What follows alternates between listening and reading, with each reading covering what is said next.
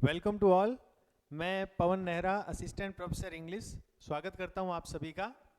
और आज हम चर्चा करेंगे आरपीएससी असिस्टेंट प्रोफेसर इंटरव्यू की तैयारी कैसे करें। दोस्तों, जैसे कि आरपीएससी ने असिस्टेंट प्रोफेसर के रिटन रिजल्ट निकालना प्रारंभ कर दिए हैं और इंटरव्यू को लेकर के बहुत सारे साथियों के कॉल्स आते रहते हैं कि इंटरव्यू की तैयारी कैसे करें, किन चीज़ों का विशेष ध्यान रखें। मैं इस सेशन के माध्यम से, इस वीडियो में उन चीज़ों पर चर्चा करूंगा और कोशिश करूंगा जितना मैं जानता हूं, जितनी मेरी समझ है, उतना आप तक पहुंचाने की। उम्मीद करता हूं ये चीज़ें आपकी सहायता करेंगी। तो चलिए अपनी चर्चा शुरू करते हैं। देखिए, आरपीएससी इंटरव्यू नाम हमारे सामने आता है तो एक डर, एक फोबिया हमारे मन में बना रहता है और वो डर लाजमी भी है, क्योंकि जब हम रिटन एग्ज़ाम की तैयारी कर रहे होते हैं तो एक प्रॉपर सिलेबस लेकर के स्टेप टू स्टेप हम तैयारी कर रहे होते हैं। और इंटरव्यू की तैयारी करते समय सबसे बड़ी समस्या यही आती है कि तैयारी कैसे करें या किन चीज़ों को कैसे फेस करना है। ये चीज़ें हमें बताने वाले बहुत कम मिलते हैं, उन चीज़ों तक हमारी पहुंच बन नहीं पाती है, या हम ठीक ढंग से इंटरव्यू की एक्सपेक्टेशंस को पकड़ नहीं पाते हैं कि इंटरव्यू में हमसे क्या एक्सपेक्ट किया जा रहा है। इस कारण बहुत बार हमारा इंटरव्यू खराब हो जाता है या हम प्रॉपर तैयारी नहीं कर पाते हैं। दोस्तों, हम उन्हीं चीज़ों पर आज चर्चा करेंगे। इंटरव्यू में हमें किस चीज़ पर ध्यान रखना है, किस चीज़ पर नहीं ध्यान रखना है। चलिए शुरू करते हैं। सबसे पहले हम चर्चा करें तो ये चीज़ें हमारे दिमाग में आती है कि इंटरव्यू में क्या पहनना है, कैसे इंटर होना है, हमारा अभिवादन कैसा हो, हाव भाव कैसा हो। तो सबसे पहले आपको मैं ये बता दूं कि आपकी ड्रेस, आपका इंटर होने का तरीका, आपके हाव भाव महत्वपूर्ण ज़रूर हैं, लेकिन पूरी तरह इन्हीं से आपका इंटरव्यू जज होगा ऐसा कुछ नहीं है। तो इन चीज़ों में आप बहुत ज़्यादा समय न गंवाएं। मैं ये ऐसा इसलिए कह रहा हूँ कि बहुत सारे साथी होते हैं, रिटन में अच्छा परफॉर्म होता है, रिटन रिजल्ट आने के बाद वो इसी चीज़ में उलझे रहते हैं कि मुझे ड्रेस कौन सी पहननी है, इंटर कैसे होना है, या बैठना कैसे है, कैसे बोलूँगा, क्या करूँगा। तो इन चीज़ों पर बहुत ज़्यादा ध्यान नहीं देना है। सिंपल सामान्य सा ये ध्यान रखना है कि क्या पहनना है। तो कोई भी ऑफिशियल पैंट शर्ट आपको पहनना है, सिंपली लाइट कलर की शर्ट, डार्क कलर की pant, light shirt dark pant का जो कॉम्बिनेशन है ऑफिशियल शूटिंग में, उसे थोड़ा अच्छा माना जाता है। ज़्यादा आप जेंटलमैन लगें, ऑफिशियल लगें, इसलिए इसे प्रेफर करना चाहिए। कैसे एंटर होना है, तो सिंपली हम कहीं भी अगर एटिकेट्स रखें तो एंटर होते समय नॉक करके एंटर होते हैं। तो इसमें भी कोई बहुत ज़्यादा सोचने वाली या इन चीज़ों पे बहुत गौर करने वाली आवश्यकता नहीं है। अभिवादन और हाव भाव आपको पीएससी के इंटरव्यू रूम के अंदर दो सब्जेक्ट एक्सपर्ट और एक पीएससी मेंबर होते हैं, जिनकी सिटिंग पोजीशन ये रहती है। आप यहाँ बैठेंगे, आपको सिंपली उनको अभिवादन करना है गुड मॉर्निंग के साथ, नमस्ते के साथ, और वे आपको अपना स्थान ग्रहण करने के लिए बोलेंगे। बैठने के बाद आपको वो कंफर्टेबल होने का पूरा मौका देंगे, तो कहीं भी आपको घबराने की आवश्यकता नहीं है। इसलिए इन तीन चीज़ों पर अपना समय गंवाना बंद करें, क्योंकि ये चीज़ मैं आपको इसलिए बता रहा हूँ कि बहुत सारे बच्चे मूल चीज़ जो है इंटरव्यू की, जो आत्मा है, उस पर गौर करने की बजाय इनमें ही भटकते रहते हैं। क्या पहनना है, ड्रेस वहाँ से सिलवा रहा हूँ, या इंटरेस्ट से होऊंगा, ये करूँगा, वो करूँगा, इन चीज़ों पर ज़्यादा गौर नहीं करना है।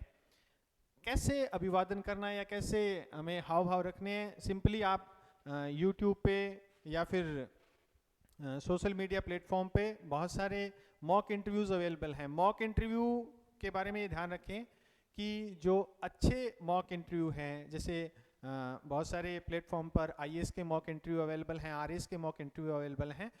दो चार इंटरव्यू आप देखेंगे तो आपको ये अंदाज़ा लग जाएगा कि ऐसी सी आपको ड्रेस पहननी चाहिए, इस तरीके से नॉक करके इंटर होना चाहिए, और इस तरीके से आपको अपना स्थान है वो ग्रहण करना चाहिए, और इस तरीके से आपका बोलने का लहजा होना चाहिए। आप कोई भी यूट्यूब के ऊपर आईएएस का मॉक इंटरव्यू देख लें, आपको आसानी से वो चीज़ समझ में आ जाएगी। इस बारे में ज़्यादा दिमाग खपाने की ज़रूरत नहीं है। आगे बढ़ते हैं। आगे सबसे बड़ी समस्या जो है, या यूं कहूं कि आज की जो हम चर्चा कर रहे हैं, वो मेन चीज जो मुख्य सार है वो यहीं से शुरू होता है। ये एक बहुत बड़ा प्रश्न होता है कि इंटरव्यू है क्या। जब हम तैयारी कर रहे होते हैं, हमारे सामने एक सिलेबस है, हम उस सिलेबस को पढ़ रहे हैं, और इवन पेपर का पैटर्न हमें पता है कि पैटर्न में ऑब्जेक्टिव क्वेश्चंस हैं, हमें ऑब्जेक्टिव चीज़ों पर ध्यान रखना है, इस तरीके से क्वेश्चन आएगा, इस तरीके से उत्तर देना है, पिछली बार ऐसा क्वेश्चन आया था और इस तरीके से उसका आंसर था, हमें इन चीज़ों पर गौर करना है। इंटरव्यू में ये चक्कर पड़ जाता है, क्या पढ़ूं, कितना का पढ़ूं, या फिर बहुत सारे लोग ये कहते हैं कि रिटर्न में नॉलेज तो तुम्हारा देख ही लिया, अब तुम्हारा देखेंगे कॉन्फिडेंस। कॉन्फिडेंस देखेंगे और तुम कितना का अच्छा बोल पाते हो ये देखेंगे। तो ये मैं आपको बता दूं कि सीधा आप अगर ये सोच रहे हैं कि भी मेरा तो कॉन्फिडेंस देखेंगे, मैं कॉन्फिडेंट होके जाऊं, तो कॉन्फिडेंस कोई ये तो है नहीं कि आप बाजार से मिलता है खरीद के ले जाएंगे, या फिर आपके पास पहले से रखा हुआ है वो ले जाएंगे।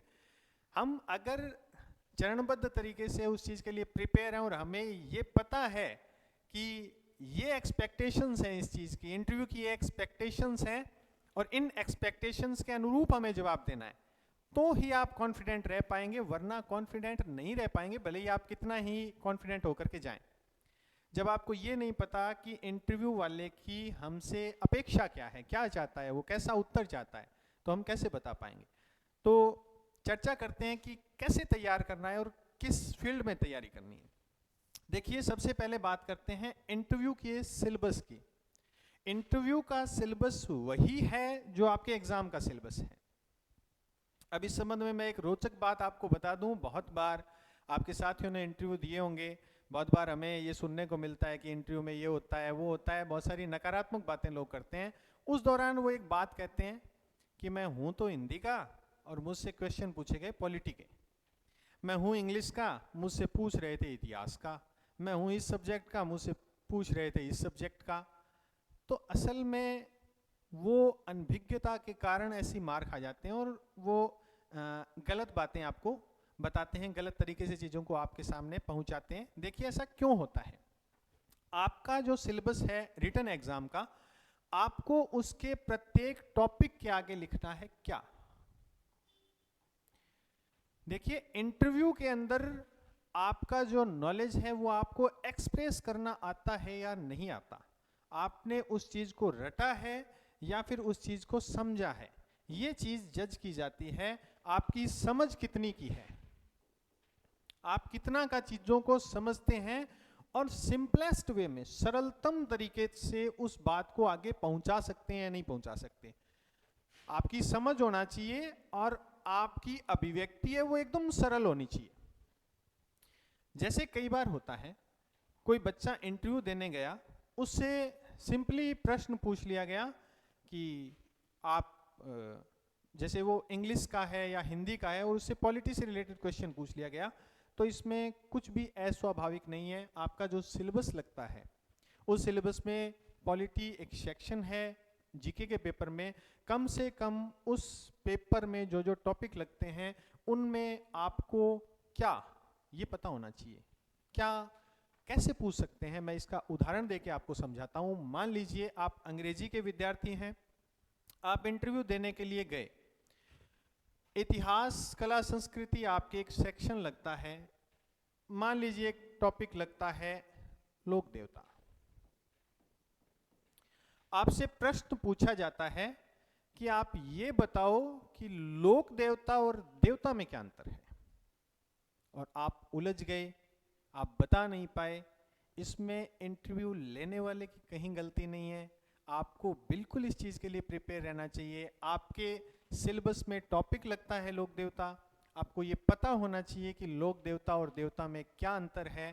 वो आपसे कोई डेटा नहीं पूछ रहे हैं, आपसे कोई भी पिन पॉइंट ऐसे आंकड़े से उठाया हुआ क्वेश्चन नहीं पूछ रहे हैं। वो ये जानना चाहते हैं कि आप ये चीज़ बच्चों तक सरलतम तरीके से पहुंचा पाएंगे या नहीं पहुंचा पाएंगे, उसे समझा पाएंगे या नहीं समझा पाएंगे। सिंपली आपसे ये पूछा जा सकता है जनसंख्या क्या है, कृषि क्या है, या आप प्रॉपर अगर जैसे पॉलिटिकल साइंस के हैं तो आपके टॉपिक्स उठा करके वो सिंपली आपसे पूछ सकते हैं मंत्री परिषद क्या है।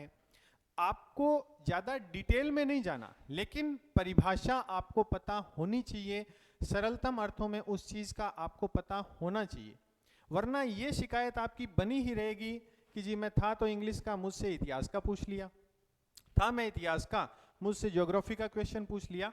आप अपने सिलेबस के प्रत्येक टॉपिक के आगे लिखें क्या, और उसको सरलतम ढंग से आपको अभिव्यक्त करना आना चाहिए। आगे बढ़ते हैं। दूसरे नंबर बात आती है, आप जिस भी विषय से तैयारी कर रहे हैं इंटरव्यू की, जिस विषय से दूसरे शब्दों में कहें आप एमए हैं, उस विषय के फाइनल ईयर के जो पेपर हैं वो आपको पता होना चाहिए, कौन कौन से पेपर आपके लगते हैं, ऑप्शनल आपने कौन कौन से चूज किए हैं, उनसे रिलेटेड रूपरेखा आपकी तैयार होनी चाहिए। सब्जेक्ट पे चर्चा हम नेक्स्ट सेशन में करेंगे, दूसरे वीडियो में करेंगे, मैं अन्य चीज़ों पर आज बात कर रहा हूँ। आपका सब्जेक्ट है, ऑप्शनल सब्जेक्ट हैं, वो आपको तैयार करने हैं। प्रॉपर सब्जेक्ट का हम नेक्स्ट सेशन में वीडियो बनाएंगे, उसमें पूरी सब्जेक्ट की चर्चा करेंगे, कैसे आपके बोर्ड पे राइटिंग स्किल होना चाहिए, किस तरीके से आपको सब्जेक्ट के पेपर को तैयार करना है, सब्जेक्ट एक्सपर्ट कैसे पूछेंगे, उस पर चलेंगे। आपका पीएचडी अगर है तो निश्चित रूप से पीएचडी से क्वेश्चंस आएंगे, आपका टॉपिक, आपके रिसर्च पेपर्स, ये आपको तैयार करने हैं। हम सब्जेक्ट में इसकी भी चर्चा करेंगे। सबसे इम्पॉर्टेंट जो चीज़ है वो है आपके सिलेबस के प्रत्येक टॉपिक के आगे क्या लिखे, आपको कम से कम उसका अर्थ पता होना चाहिए, ये चीज़ है क्या। आगे बढ़ते हैं। अब आती है बहुत सारी महत्वपूर्ण बातें। आपने अच्छी ड्रेस तैयार की, आप इंटरव्यू देने पहुंचे, आपका नंबर आया, दरवाजे पे नॉक करके आप एंटर हुए, आपने अभिवादन किया, आपको बैठने के लिए बोला गया। ज़्यादातर चांसेस यही रहते हैं कि उस समय पीएससी मेंबर हैं, वो आपको कंफर्टेबल करने के लिए सरलतम क्वेश्चन जो हर बार पूछा जाता है वो है आपका इंट्रोडक्शन। आप अपना परिचय दें। परिचय में आपकी शिक्षा के बारे में पूछा जाता है, आपकी एजुकेशन कहाँ कहाँ रही, तो आप उस चीज़ का अभ्यास करें, उस चीज़ को अच्छे तरीके से बार बार दोहराएं। घर पे आराम से एक रूम के अंदर आप इंटरव्यू की इस तरीके से तैयारी करें, उस चीज़ को बोल बोल के देखें, क्योंकि अगर आप उस चीज़ का अभ्यास करके जाएंगे तो आप जल्दी कंफर्टेबल होंगे। इंटरव्यू में आपको कोई घंटा 2 घंटा तो मिलने वाला नहीं है कि लास्ट के आधा घंटा में आप पूरी तरह कंफर्टेबल थे, उन्होंने देख लिया। आपको कम समय में कंफर्टेबल होना है, तो उसके लिए आप इस चीज़ का अभ्यास करके जाएं। ये तो पेट क्वेश्चन है, आपकी परिचय के बारे में पूछा जाएगा, आप बार बार इस चीज़ का तो अभ्यास कर ही लें कि मैं ऐसे एंटर होऊंगा, ऐसे अभिवादन करूंगा, ऐसे बैठ जाऊंगा, और फिर मुझसे परिचय मान लो पूछा ही गया और मैं अपना परिचय ऐसे ऐसे दूंगा। परिचय में कई बार हॉबी भी पूछ ली जाती है। हॉबी, आपको अपनी 2 हॉबी का पता होना चाहिए। वो कई बार ऐसे बोल देते हैं आप अपने व्यक्तित्व की 2 विशेषताएं बताओ, तो ये चीज़ें आपको पता होनी चाहिए।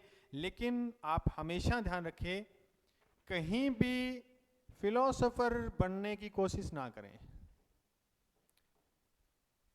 दार्शनिक बनने की कोशिश न करें। आपके सामने इंटरव्यू लेने वाले जो बैठे हैं उनको बहुत नॉलेज है और वे आपसे एक पर्टिकुलर उत्तर चाहते हैं जो सीधा हो, सरल और स्वाभाविक हो, बनावटी नहीं हो।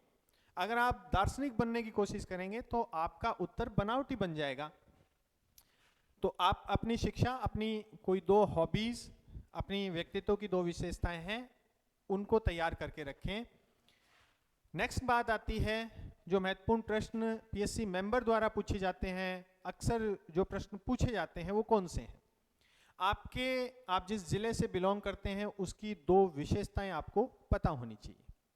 देखिए, इंटरव्यू की तैयारी में सिर्फ सब्जेक्ट पढ़ के जाना और इन सारी चीज़ों को स्किप कर देना एक बहुत बड़ी गलती होती है, क्योंकि अगर शुरुआत आपने अच्छी की तो आप आगे भी कॉन्फिडेंट बने रहेंगे। और सब्जेक्ट, चूंकि आप असिस्टेंट प्रोफेसर का इंटरव्यू दे रहे हैं तो सब्जेक्ट में जाहिर सी बात है कि आप बेहतर करेंगे ही करेंगे। तो आप अपने ज़िले की 2 विशेषताएं अच्छे तरीके से तैयार करें। आपके ज़िले की कोई भी विशेषता, चाहे वो राजनैतिक हो, आर्थिक हो, ऐतिहासिक हो, कोई महत्वपूर्ण मेला आपके ज़िले में लगता हो, कृषि से संबंधित विशेषता हो, कोई भी 2 विशेषताएं विशेषताएं सकारात्मक नकारात्मक किसी भी प्रकार की हो सकती हैं। आपके जिले की 2 समस्याएं, ऐसे भी प्रश्न अक्सर पूछे जाते हैं, आप अपने जिले की 2 समस्याएं बताओ।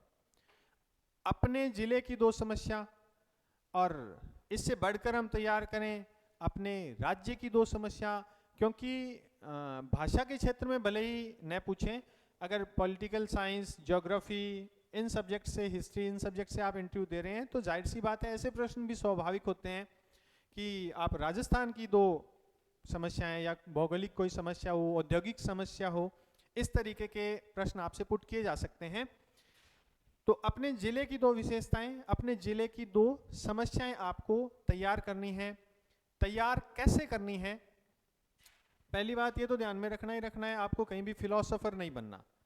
आपको स्वाभाविक उत्तर देना है, वास्तविकता के नजदीक होना चाहिए आपका उत्तर, और सीधा और सटीक उत्तर होना चाहिए। इधर उधर की बातें आपको नहीं करनी है। जितना इधर उधर की बातें करेंगे उतना ही आप फंसेंगे। फालतू में आपको इंप्रेशन जमाने की कोशिश नहीं करनी, क्योंकि जो स्वाभाविक है वो सबसे सुंदर है। जितना आप नेचुरल बने रहेंगे, जितना आप स्वाभाविक बने रहेंगे, उतना ही आपका बहुत ही अच्छा एक्सप्रेशन जाएगा। इसके बाद आपके जिले का महत्व ये समस्याओं में ही या विशेषताओं में ही आ जाएगा। राजनीतिक, ऐतिहासिक विशेषताएं, आर्थिक विशेषताएं, कोई महत्वपूर्ण मेले हैं, महत्वपूर्ण कृषि से संबंधित कोई विशेषता है तो वो आप तैयार रखें। समसामयिक भी ध्यान रखें। इन चीज़ों के लिए आप अगर ग्रुप डिस्कशन करें, आपस में चर्चा करें या किसी महत्वपूर्ण व्यक्ति से ये चर्चा करें तो ये चीज़ आपको ज़्यादा बेहतर तरीके से जानने की कोशिश जानने को मिलेगी। कई बार ऐसे होता है कि हम उस जिले में रह रहे होते हैं, सिंपली हमसे प्रश्न पूछ, देखो ये प्रश्न बहुत बार पूछा जाता है, विशेषता बताओ या फला चीज़ क्या है, विशेषता बताओ, समस्या बताओ। और ये हमारे लिए वैसे प्रश्न हो जाते हैं कि आता तो है पर क्या ही बताऊं। तो इन चीज़ों के लिए आपको पहले से तैयार रहना है। पहले से आप तैयार इन चीज़ों को अगर करके जाएंगे तो आप ज़्यादा कंफर्टेबल रहेंगे। सामने से प्रश्न आए और आप उसके लिए कंफर्टेबल हैं तो आपका कॉन्फिडेंस अलग ही होता है। उसके बाद में अपने जिले से संबंधित चीज़ें तैयार करने के बाद नंबर आता है समसामयिक। देखिए पीएससी मेंबर आपसे जो क्वेश्चन पूछते हैं उनमें वो आपकी अवेयरनेस ज़रूर जानना चाहते हैं। आपका एक्सप्रेशन का तरीका, आपकी समझ, आपकी अवेयरनेस, इन चीज़ों को ही मापा जाता है। समसामयिकता ये बताती है कि आप आसपास की चीज़ों को लेकर के कितने अवेयर हो। मैंने कुछ पॉइंट्स लिखे हैं। अवेयरनेस से रिलेटेड क्वेश्चंस नेशनल इश्यूज़ पे भी हो सकते हैं, इंटरनेशनल इश्यूज़ पे भी हो सकते हैं, आपके क्षेत्र से रिलेटेड इश्यूज़ पे भी हो सकते हैं। जैसे मैं उदाहरण दूं, आजकल साइबर क्राइम काफ़ी चर्चा में है, इससे रिलेटेड आपसे पूछा जा सकता है।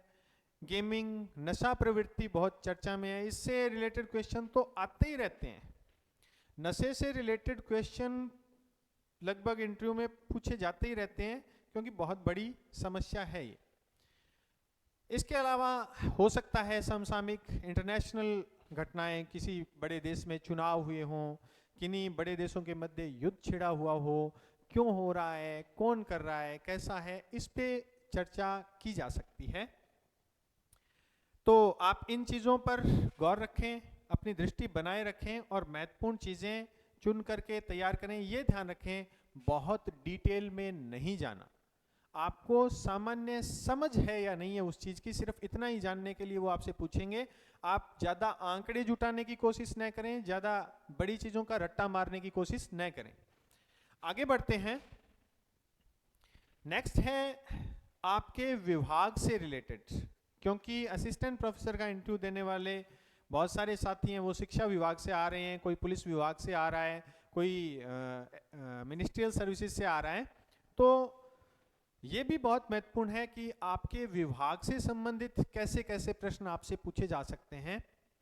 आपके विभाग की 2 समस्याएं।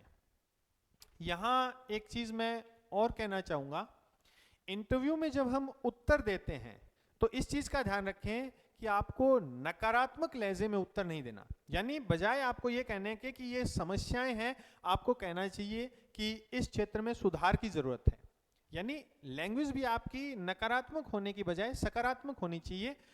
समस्या की बजाय अगर आप ये कहें कि इस क्षेत्र में सुधार की जरूरत है तो ज्यादा अच्छा रहेगा। आपको जिस भी विभाग में आप कार्यरत हैं, जैसे आप स्कूल शिक्षा विभाग में कार्यरत हैं तो महत्वपूर्ण योजनाएं जैसे मिड डे मील योजना है या सैनिटरी नैपकिन से रिलेटेड योजना है, बच्चियों के लिए और बहुत महत्वपूर्ण योजनाएं हैं, वो पूछी जा सकती हैं।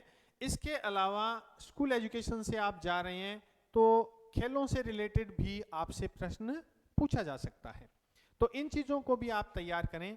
ये ध्यान रखें कि आपने जैसे योजनाएं पेपर के टाइम रटी थी एक एक आंकड़े को, वैसे रटने के बजाय आपको याद करना है, आपको ध्यान में रखना है योजना क्या है और उसका प्रभाव क्या पड़ रहा है। ये ध्यान रखिए, इंटरव्यू में आपका ऑब्जेक्टिव नॉलेज नहीं परखा जा रहा, आपका सब्जेक्टिव नॉलेज, आपकी समझ और आपका एक्सप्रेशन देखा जा रहा है। नेक्स्ट है, ऐसा प्रश्न भी आ सकता है ऑनलाइन और ऑफलाइन टीचिंग में क्या अंतर है। अगर आप स्कूल एजुकेशन से आ रहे हैं, कॉलेज शिक्षा में ये यक्ष प्रश्न है। बहुत जने ये पूछते हैं कि जी ये पूछते हैं तो क्या कहें, कॉलेज शिक्षा में क्यों आना चाहते हैं, और वास्तव में ही एक सिंपल सा प्यारा सा जवाब है इसका, अच्छी सी चीज़ है ये। कॉलेज एजुकेशन में क्या आना चाहते हैं, इसके लिए हमें पता होना चाहिए कि स्कूल एजुकेशन और कॉलेज एजुकेशन में अंतर क्या है या कॉलेज एजुकेशन है क्या। देखिए, आने का जो सबसे बड़ा कारण है वो यही होना चाहिए, भले ही आप किसी कारण से आ रहे हो, भले ही आप सैलरी के लिए आ रहे हो, भले ही आप रेपुटेशन के लिए आ रहे हो, कॉलेज एजुकेशन का मुख्य उद्देश्य रिसर्च फील्ड होता है। तो इस बारे में आप तैयारी जरूर करके जाएंगे, क्योंकि कॉलेज एजुकेशन आपको ये मौका प्रोवाइड करवाता है। अन्य फील्ड्स के बजाय ये फील्ड ही है जो रिसर्च सेक्शन को बढ़ावा देता है। रिसर्च शोध जो है उसके क्षेत्र में कैसे ये महत्वपूर्ण है, कॉलेज शिक्षा में आकर के आप कैसे इसमें कुछ कर सकते हैं, उन सारी चीज़ों को आप प्रिपेयर कीजिए। स्कूल शिक्षा और कॉलेज शिक्षा में क्या अंतर है। अगर आप स्कूल एजुकेशन से आ रहे हैं तो स्वाभाविक सा प्रश्न है। इसके अलावा अगर आप पुलिस डिपार्टमेंट से आ रहे हैं तो आपके विभाग की समस्याएं पूछी जा सकती हैं। मैंने आपको बताया, समस्या पूछी जाए तो पूछने वाला समस्या पूछे, आपको जवाब इस तरीके से देना है कि इस क्षेत्र में सुधार की आवश्यकता है, इम्प्रूवमेंट की ज़रूरत है, ज़्यादा अच्छा संदेश जाता है, ज़्यादा अच्छे तरीके से आप चीज़ को पहुंचा पाते हैं। कहीं भी आपको सरकारी नीतियों की आलोचना नहीं करनी होती है, क्योंकि ये बात हमेशा ध्यान रखें, हालात नहीं कभी सही रहे थे और नहीं होंगे। हम निरंतर विकास कर रहे हैं और जो हालात हैं उनको सही बनाते जा रहे हैं। तो कहीं भी हमें सरकारी नीतियों की आलोचना नहीं करनी है, हमें सिर्फ सुझाव देने हैं कि उनमें और इम्प्रूवमेंट कैसे हो सकता है, वर्तमान जो हालात हैं उनमें और इम्प्रूवमेंट कैसे हो सकता है। विभाग के नवाचार भी पूछे जा सकते हैं, जैसे स्कूल एजुकेशन में नो बैग डे है या खेलों से रिलेटेड है या अन्य नवाचार किए जा रहे हैं, उनसे रिलेटेड क्वेश्चन पूछ सकते हैं। अगर आप दूसरे विभाग से हैं, मिनिस्ट्रियल डिपार्टमेंट से हैं, पुलिस डिपार्टमेंट से हैं या किसी भी और डिपार्टमेंट से हैं, तो उससे रिलेटेड भी नवाचार आपसे पूछे जा सकते हैं। ये सारी चीज़ें आपसे सब्जेक्ट के अलावा जो पूछे जाने वाली हैं वो हैं। आपको इन चीज़ों को अच्छे से तैयार करना है। एक पेज के ऊपर आप अच्छे से इन चीज़ों को नोट कर लें और खुद को इसके लिए प्रिपेयर करें। मैं जहाँ तक समझता हूँ आपको चाहिए कि आप अच्छे तरीके से इन चीज़ों के समझपूर्ण उत्तर तैयार करने के बाद शांत मन से स्वाभाविक रहने की कोशिश करें। घर में एक रूम पर, भले ही आप अकेले हों या आपकी हेल्प करने वाला कोई हो, अकेले हैं तो भी कोई ज़्यादा फर्क नहीं पड़ता, एक टेबल और एक चेयर रख लें और उस रूम के बाहर से आप एंटर हों। आप स्वयं को ऐसे ही माने कि मैं इंटरव्यू में एंटर हो रहा हूँ। एंटर होना, वहाँ पे जा कर के अभिवादन करना, सपोज कीजिए उन्होंने बैठने का बोल दिया, किस तरीके से आप बैठेंगे, कोई ज़्यादा दिमाग लगाने की ज़रूरत नहीं है। नॉर्मली आपको अपने घुटनों पे हाथ रख के बैठना होता है या हाथ ऐसे भी कर सकते हैं, कोई नहीं पूछता। आपके इवन आपके हाथ दिखाई नहीं देते मेज के उस तरफ से, तो ज़्यादा अपने दिमाग में ये टेंशन नहीं लेनी कि ऐसे बैठा हूँ और ऐसे हूँ और ऐसे हूँ। आपके बैठने को ज़्यादा कोई जज नहीं करेगा, बस आप शालीन लगने चाहिए। आपके हाथों के एक्सप्रेशन आपको बहुत ज़्यादा यूं नहीं करना है, आपको सिंपली आपका उत्तर बहुत ही शांत तरीके से देना है, आप स्वाभाविक बने रहें। इसके अलावा आपने एक पेज के ऊपर ये सारी चीज़ें जो हैं वो नोट रख लेनी है अपने दिमाग में कि मुझसे एंटर होते ही परिचय पूछा गया है, आप परिचय बोलें स्वाभाविक रूप से, फिर हॉबी पूछी गई है, आप हॉबी बोलें और उनमें से प्रश्न निकालने की कोशिश करें। इसके बाद आप मान लीजिए कि आपने जिले की 2 समस्याएं तैयार की हैं, आपसे जिले की 2 समस्याएं पूछ ली गई हैं, आप उनका उत्तर देने की कोशिश करें। आपसे भौगोलिक या फिर जैसे मेला, पर्यटन, इतिहास, इनसे संबंधित आपके जिले की कोई विशेषता पूछ ली गई है, आप वो बताने की कोशिश करें। फिर आगे बढ़ें, आपसे समसामयिक कुछ पूछ लिया गया है, क्योंकि ये यूनिवर्सल से क्वेश्चंस हैं, ये स्वाभाविक है कि पूछे जा सकते हैं, आप उनको तैयार कर लें। उसके बाद में मान लीजिए कि आपसे ये पूछा जा रहा है कि आपके विभाग में कौन से नवाचार, कौन सी योजनाएं हैं, तो आप उनका उत्तर देने की कोशिश करें। इससे आप मेंटली प्रिपेयर हो जाएंगे। कई बार इंटरव्यू में ये भी रहता है, जैसे मैंने पीएससी के इंटरव्यू 3 बार दिए हैं, एक बार ऐसे भी हुआ कि मेंबर ने कुछ नहीं पूछा, हम एंटर हुए, एंटर होने के बाद में सीधा सब्जेक्ट एक्सपर्ट के पास भेज दिया गया और सब्जेक्ट एक्सपर्ट्स ने क्वेश्चंस किए, बोर्ड पे हमें भेजा गया, बोर्ड पे 2 बार भेजा गया। एक इंटरव्यू में ऐसा भी हुआ कि सब्जेक्ट एक्सपर्ट्स ने एक एक क्वेश्चन किया और इंटरव्यू है वो पूरा ही मेंबर पे चला। एक इंटरव्यू में ऐसा भी हुआ कि सब्जेक्ट एक्सपर्ट्स ने और मेंबर ने क्वेश्चन किए, उसके बाद बोर्ड वर्क है वो ज़्यादा चला, बोर्ड वर्क के लिए 2 बार भेजा गया। तो परिस्थितियां वो अलग अलग रह सकती हैं। हो सकता है कि आप सारा कुछ मेंबर को टारगेट करके तैयार करके जाएं और मेंबर आपसे कुछ ना पूछे। हो सकता है कि आपसे मेंबर ज़्यादा क्वेश्चन पूछ ले और जो सब्जेक्ट एक्सपर्ट हैं वो कम क्वेश्चन पूछे। आपको हर परिस्थिति के लिए तैयार रहना है, ठीक वैसे ही जैसे आप एग्ज़ाम के टाइम तैयार थे। आप परिस्थितियों को दोष नहीं दे सकते हैं। जब आप पेपर देते हैं, रिटन एग्जाम देते हैं, तो कई बार होता है कि आप करंट जी के खूब पढ़ के जाते हैं, उससे तो प्रश्न 2-4 ही आ गए या बहुत ही सरल आ गए और किसी और फील्ड से बहुत ही टफ क्वेश्चंस आ गए। कई बार आप किसी फील्ड को ज़बरदस्त तैयार करके जाते हैं, उसे क्वेश्चन ही नहीं आता। तो वैसी चीज़ें इंटरव्यू में होना भी स्वाभाविक है। आप जितना अच्छे तरीके से खुद को प्रिपेयर करेंगे, इंटरव्यू के एक एग्ज़ाम मान के खुद तैयारी करेंगे, तो निश्चित मानिए आपका इंटरव्यू अच्छा होगा ही होगा, आपके साथ कुछ भी गलत नहीं होने वाला है, आप निश्चित रूप से कॉन्फिडेंट रहेंगे। उम्मीद करता हूँ आज हमने जिन चीज़ों पर चर्चा की वो आपके काम आएंगी, आप उस दिशा में काम करेंगे। आपको कोई भी चीज़ पूछना हो या फिर किसी भी चीज़ में आप असहज महसूस करें, अगर मैं आपकी कोई सहायता कर सकूं तो आप मुझसे संपर्क कर सकते हैं, मेरे पर्सनल मोबाइल नंबर पे मैसेज कर सकते हैं। मुझे जितना आता है, मुझे इंटरव्यू की जितनी समझ है, मैं आपकी मदद करने की कोशिश करूँगा। मेरे नंबर ये हैं, आप कॉल करके या मैसेज करके मुझसे पूछ सकते हैं। बाकी घबराने की ज़रूरत नहीं है। इंटरव्यू को एक एग्ज़ाम मानिए, उसकी प्रिपरेशन कीजिए, अच्छे से अच्छी प्रिपरेशन कीजिए, बार बार प्रैक्टिस कीजिए। जितना प्रैक्टिस करेंगे उतना ही आप में परफेक्शन आएगा, जितना ही परफेक्शन आएगा उतना ही आप स्वाभाविक और नेचुरल रहेंगे। सीधा उत्तर देना है, ये ध्यान रखना, सीधी बात, नो बकवास। सीधी बात करनी है, पिन पॉइंट आंसर देना है और आपके जो उत्तर हैं उनमें से ही प्रश्न निकल के आ सकता है। इसलिए कभी भी असहज उत्तर ना दें। आप जो उत्तर दे रहे हैं उसमें से वो प्रश्न गढ़ सकते हैं, इसलिए अपने उत्तर पे हमेशा तैयार रहें कि मैं ये उत्तर दूंगा तो इससे ये प्रश्न भी बन सकता है, तो मुझे इसके लिए भी तैयार रहना है। इस तरीके से आप अच्छे से तैयारी करें। उम्मीद करता हूँ ये चीज़ आपके काम में आएगी। सब्जेक्ट पे हम चर्चा करेंगे अपने नेक्स्ट वीडियोज़ में। Thank you very much.